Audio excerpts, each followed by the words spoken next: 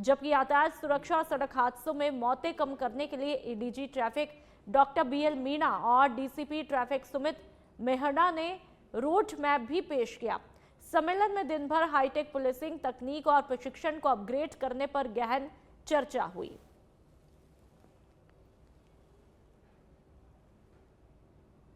तो तस्वीरें आप देख सकते हैं, राजस्थान पुलिस का ये राज्य स्तरीय सम्मेलन है और 2025 का है। यहाँ पर डीजीपी राजीव कुमार शर्मा तमाम निर्देशन देते हैं। तस्वीरें आप देख लीजिए, तमाम पुलिस के आला अधिकारी इस कार्यक्रम में मौजूद हैं और महिला और यातायात सुरक्षा पर खासा फोकस इसके तहत दिया गया है। नई रणनीति तैयार की जा रही है। महिला सुरक्षा राजस्थान का एक गंभीर मसला है और इस पर पुलिस भी कितनी गंभीर है, इसको लेकर के ये कार्यशाला रखी गई। तकरीबन 600 अधिकारी ऑफलाइन और ऑनलाइन जुड़े हैं। एआई को लेकर के, चैट जीपीटी को लेकर के भी जागरूकता यहां पर दी जाती है। और ज्यादा जानकारी के लिए संवाददाता राकेश दाधीच हमारे साथ में फोन लाइन पर जुड़ चुके हैं। राकेश, इस कार्यक्रम का एजेंडा क्या कुछ था और क्या कुछ खास पॉइंट पर फोकस किया गया?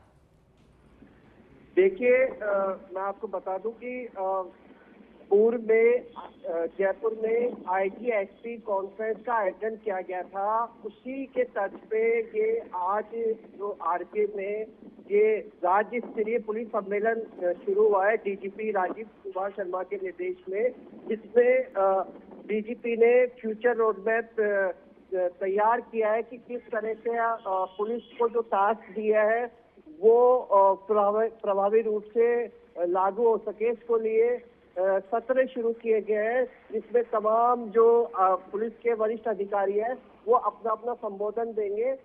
रोड सेफ्टी के लिए देंगे, महिला सुरक्षा के लिए देंगे। कई ऐसे अहम मुद्दे हैं जिसमें जो पुलिस के अधिकारी हैं वो अपना सत्र देंगे और संबोधित करेंगे। बहरहाल पूरे इस सत्र को लेकर डीजीपी ने दायित्व बांटे हैं, जिनमें डीजी साइबर को, संजय अग्रवाल को पूरा ये दिया है।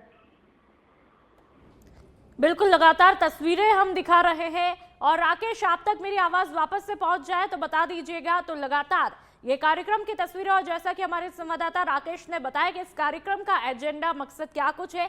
तमाम पुलिस के जो अधिकारी है वो इस कार्यशाला में जुड़े हैं और खास तौर पर महिला सुरक्षा पर फोकस किया गया है, रोड सेफ्टी पर यहाँ पर फोकस किया गया है, साइबर सुरक्षा को लेकर के फोकस यहाँ पर किया गया है। चलिए, बहुत बहुत शुक्रिया राकेश तमाम जानकारी के लिए। और अब राजसमंद के नाथद्वारा की हम बात करेंगे, जहां पर बनास नदी में यात्रियों से भरी अनियंत्रित बस गिरी है। वहां के ग्रामीणों ने यात्रियों को बाहर निकाला, घायलों को खमनोर सामुदायिक स्वास्थ्य केंद्र पहुंचाया है। 2 गंभीर सहित 15 से ज्यादा यात्री घायल हुए। और देखिए, ये राजसमंद की तस्वीरें, जहां पर जगह जगह पर झीलें हैं और यहाँ पर एक झील में यात्रियों से भरी बस पूरी तरह से पलट जाती है। 15 से ज्यादा यात्री जख्मी हुए हैं, 2 गंभीर है। खामनौर थाना क्षेत्र के मोलिला पुलिया की एक घटना बताई जा रही है। मचिंद रूट पर चलने वाली प्राइवेट बस हुई हादसे का शिकार। प्रथम दृष्टया बस का एक्सल टूटने से हादसे की आशंका यहां पर जताई जा रही है। खमनौर पुलिस भी मौके पर पहुंची है और ये बस की तस्वीरें आप देख लीजिए, पूरी तरह से अनियंत्रित होकर के पलट जाती है और 15 यात्री तकरीबन घायल हुए, 2 गंभीर बताए जा रहे हैं। तमाम घायलों को हॉस्पिटल में एडमिट करवाया है, जिनका उपचार जारी है। पुलिस के तमाम आला अधिकारी मौके पर देखे जा सकते हैं और वहां के लोगों ने भी काफी मदद की है। तो लगातार तस्वीरें आपको दिखा रहे हैं। राजस्थान में इन दिनों लगातार दुर्घटनाओं का कहर एक के बाद एक देखने को मिल रहा है। ये तस्वीरें राजसमंद की, जहां पर कई झीलें बनी हुई है और एक पुलिया की एक घटना बताई जा रही है। यहां पर पूरी तरह से बस पलट करके झील में चली जाती है और ऐसे में ये तो अच्छी बात है, यहाँ पर पानी काफी कम है फिलहाल। और 15 यात्री घायल बताए जा रहे हैं, जबकि 2 गंभीर है। पुलिस के तमाम आला अधिकारी मौके पर पहुंच चुके हैं। वहां के लोगों ने इंसानियत का परिचय देते हुए मदद की है, घायलों को बाहर निकाला है, अस्पताल पहुंचाया है। तस्वीरें आप देख सकते हैं, लोगों की भीड़ मौके पर जमा हुई।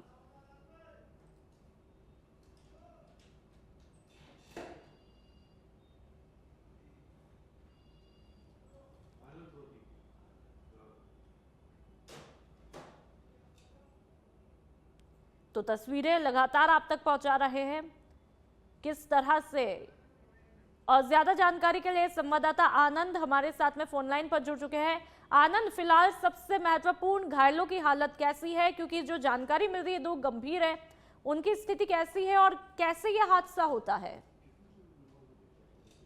जी, जिस प्रकार से आज मोलाले के निकट बनास नदी की पुलिया से एक यात्री बस गिरने के बाद सभी घायलों को चिकित्सालय में भर्ती कराया गया। वहीं 2 घायल गंभीर रूप से घायल हैं, उनका उपचार नाथद्वारा के चिकित्सालय में चल रहा है। जी बिल्कुल, साथ ही क्या यह हादसा था या फिर लापरवाही थी, कैसे यह हादसा होता है? जिस प्रकार मोलेला से खमनोर जाते समय एक बस बेकाबू होकर बनास नदी के अंदर गिर गई थी, उसी वक्त जब राहगीर पुलिया से गुजर रहे थे और उनकी नजर पड़ी तो स्थानीय ग्रामीणों की सहायता से सभी को बाहर निकाला गया था। बताया यह जा रहा था कि बस बेकाबू तेज स्पीड से चल रही थी। मतलब यहाँ पर लापरवाही है, तेज स्पीड की आप बात कर रहे हैं। पुलिस के तमाम आला अधिकारी मौके पर मौजूद है, जैसा कि इन तस्वीरों में देख पा रहे हैं, उनका क्या कुछ कहना है? जिस प्रकार से अभी तक पुलिस छानबीन कर रही है, अभी मौके पर बस को भी ट्रेन के द्वारा निकाला जा रहा है। बिल्कुल, साथ ही प्रत्यक्षदर्शियों ने क्या कुछ देखा, उनका क्या कुछ कहना है? आनंद, दर्शियों ने बताया कि गाड़ी तेज स्पीड से चल रही थी, उसी दौरान अनियंत्रित होकर पुलिया के अंदर गिरी। ठीक है, बहुत बहुत शुक्रिया आनंद तमाम जानकारी के लिए।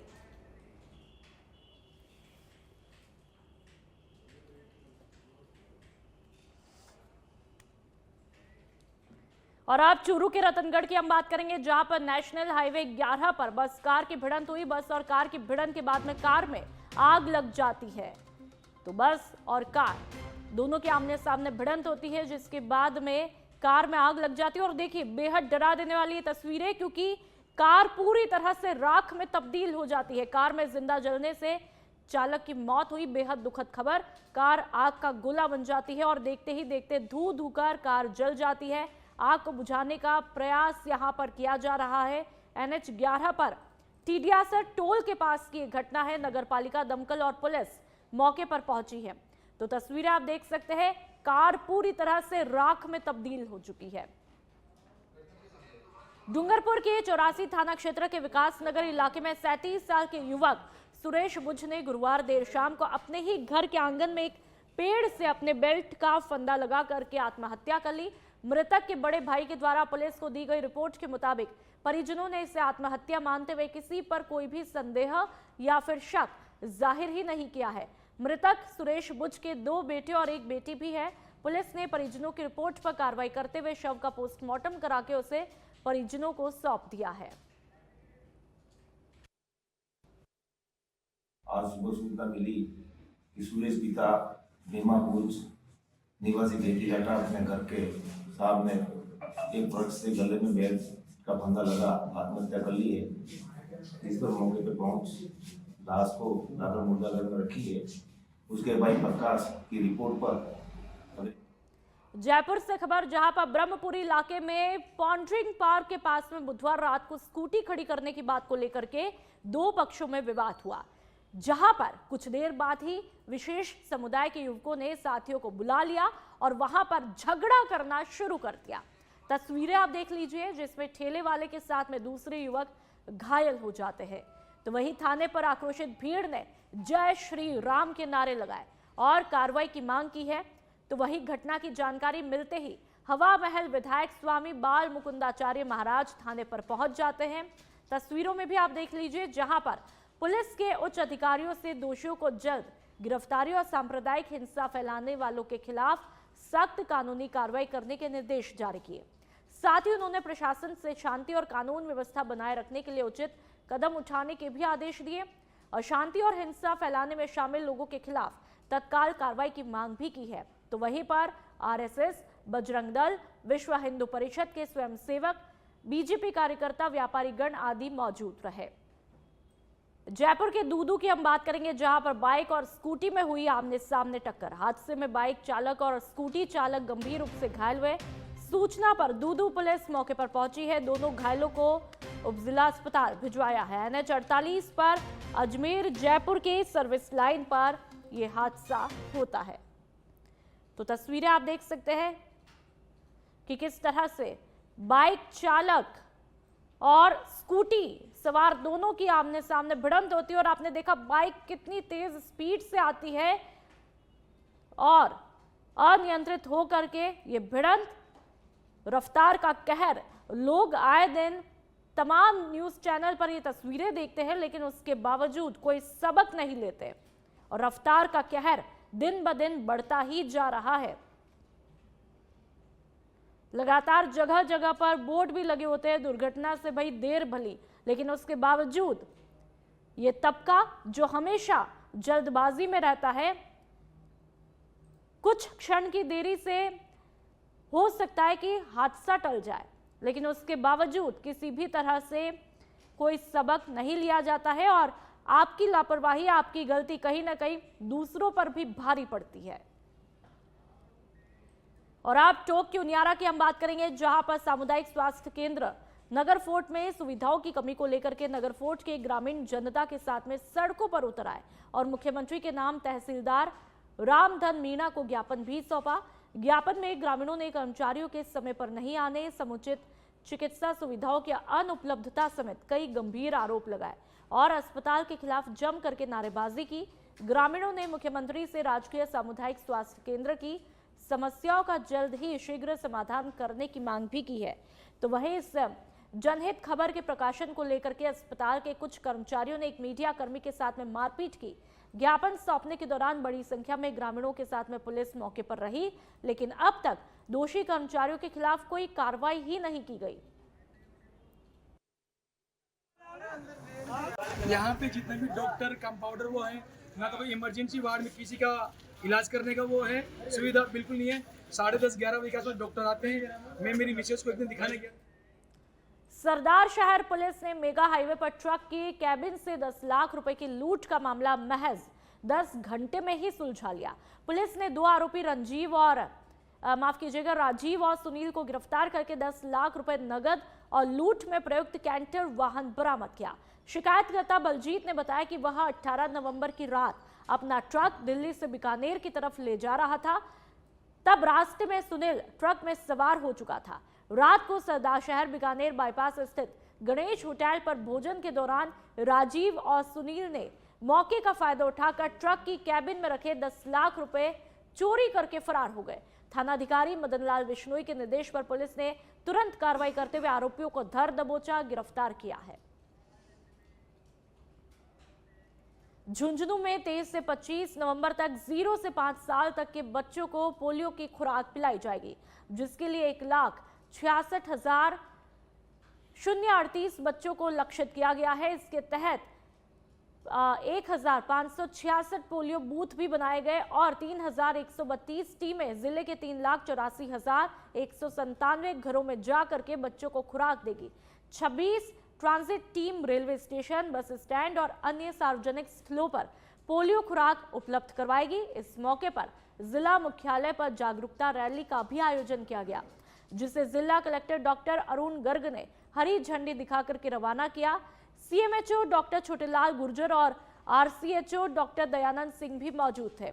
जिला कलेक्टर ने कहा कि 2011 के बाद में देश में कोई भी पोलियो का मामला नहीं आया और 2014 में भारत को पोलियो मुक्त घोषित किया गया, लेकिन सतर्कता बेहद जरूरी है। जिले में 77 वैक्सीन डिपो बनाए गए हैं और 6,556 वैक्सीनेटरों को ट्रेनिंग और दिशा निर्देश भी दिए जा चुके हैं। पोलियो अभियान 23 से 25 नवंबर तक आयोजित होगा। इसमें पहले दिन बूथ पे बच्चों को दवा पिलाई जाएगी, उसके बाद 24-25 को घर घर जाके जो शेष रहेगा उनको दवा पिलाई जाएगी। जिले में करीब 1,66,000 बच्चे ऐसे हैं जो इस 0 से 5 वर्ग की आयु में हैं और करीब 1,566 बूथ इसमें बनाए गए हैं और 6,500 से ज़्यादा हमारे कार्यकर्ता वो इसमें काम करेंगे। ये हमारे देश के लिए बड़ी खुशी और गर्व की बात है कि 2014 के बाद देश में कोई भी पोलियो केस नहीं आया है। पोलियो अभियान 23 से हमारे ज़िले में पल्स पोलियो के जो बच्चों का टारगेट है 0 से 5 साल तक के बच्चे हैं, लगभग 1,66,038 बच्चे हैं और 1566 बूथ इसके लिए हमने चिन्हित किए हैं। हमारे ज़िले में 6,504 वैक्सीनेटर हैं और 77 वैक्सीन डिपो हैं। इस प्रकार से सारी व्यवस्थाएं हमने चुस्त दुरुस्त कर ली हैं। हमारा डिपार्टमेंट का उद्देश्य ये रहेगा कि किसी तरह से कोई बच्चा वंचित नहीं रहे और बूथ पे और घर घर जाकर के उसके अलावा भी कोई ऐसा कोई समूह है, चाहे ईंट भट्ठे हो, चाहे अन्य कोई जगह हो जहाँ पे बच्चा। भारतीय जनता पार्टी के पूर्व प्रदेश अध्यक्ष सतीश पूनिया आज जोधपुर के एक दिवसीय दौरे पर पहुंचे। एयरपोर्ट पहुंचते ही बीजेपी कार्यकर्ताओं ने साफा पहनाकर और पुष्प भेंट करके उनका स्वागत किया। अपने दौरे के दौरान पूनिया कई निर्धारित कार्यक्रमों में शामिल होंगे।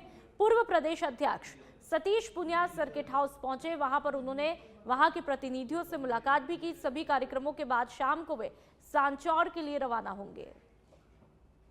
लेकिन मतदाता सूची का गहन परीक्षण ये इस तरीके का उपक्रम है कि हमारे खासतौर पर लोकतंत्र से उपजी हुई चुनाव व्यवस्था और चुनाव आयोग टीएन सेशन के जमाने से रिफॉर्म शुरू हुआ। काफी कुछ चीजें बदली, काफी कुछ चीजें नियंत्रित हुई, लेकिन अक्सर हम लोग सुनते थे और वो एक बड़ा यक्ष प्रश्न था चुनाव आयोग के समक्ष, राजनीतिक दलों के समक्ष भी। और ये पीड़ा तब बढ़ गई कि जब सीमावर्ती देशों के अवैध घुसपैठिए किसी न किसी तरीके से कोई पहचान। डूंगरपुर के पास में रेलवे स्टेशन के नजदीक डूंगरपुर उदयपुर मुख्य मार्ग पर देर रात दो बाइकों के आमने सामने जोरदार भिड़ंत हुई। तस्वीरें आप देख लीजिए। हादसा इतना ज्यादा भयानक था कि दोनों बाइक के परखच्चे तक उड़ गए और मौके पर ही दोनों युवकों की मौत हो गई। एक युवक को गंभीर हालत में उदयपुर रेफर किया गया था, जिसकी रास्ते में मौत हो गई, तो वहीं तीसरे मृतक की शिनाख्त दोपहर तक नहीं हो पाई थी। पुलिस ने शव को मोर्चरी में रखवाया और पहचान के प्रयास जारी है।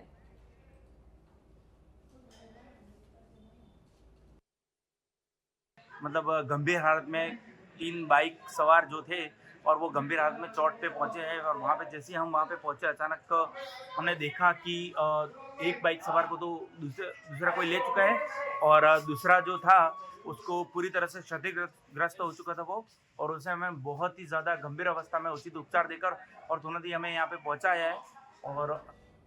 और अब भरतपुर के बयाना की हम बात करेंगे, जहां पर राजस्थान सरकार 1 दिसंबर से मंगला पशु बीमा योजना की शुरुआत करने जा रही है। 2025-26 के इस महत्वाकांक्षी अभियान के तहत पूरे प्रदेश में 21 लाख पशुओं का निःशुल्क बीमा होगा। पशुपालकों को आर्थिक सुरक्षा देने और पशुधन संरक्षण को सुदृढ़ बनाने के लिए बनाई गई योजना को लेकर के गांवों में उत्साह साफ दिखाई दे रहा है।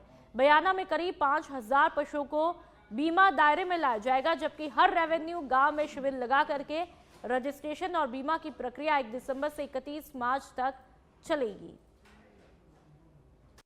राजस्थान सरकार द्वारा जो पशुपालकों को जो महत्वपूर्ण योजनाएं दे रही है सरकार, उसके बारे में आपको बस विस्तृत बता देता हूं कि राजस्थान सरकार के द्वारा एक बहुत ही महत्वाकांक्षी योजना मुख्यमंत्री मंगला पशु बीमा योजना 2025-26 लागू हुई है। जो बजट घोषणा है, इसके अंदर हमें 21,000 जानवरों का बीमा करना है पूरे राजस्थान में।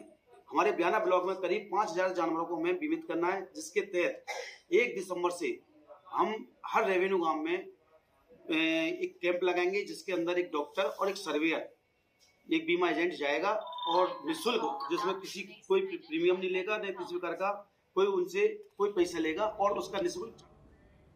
और अब बांसवाड़ा के गढ़ी से खबर, जहां पर जिला विधिक सेवा प्राधिकरण की तरफ से विधिक जागरूकता शिविर आयोजित किया गया। पीएसपी महाविद्यालय में जिला विधिक सेवा प्राधिकरण की तरफ से विधिक जागरूकता शिविर आयोजित किया गया। जिला विधिक सेवा प्राधिकरण के सचिव जिला न्यायाधीश आलोक सिंह ने विधिक जागरूकता के संबंध में जानकारी दी। तालुका विधिक सेवा समिति के अध्यक्ष आलोक वर्मा सहित वरिष्ठ अधिवक्ता अतीक अहमद, शिवलाल पुरी, दुष्यंत जोशी, धर्मेंद्र सिंह चौहान सहित अन्य लोगों ने कानूनी चर्चा की।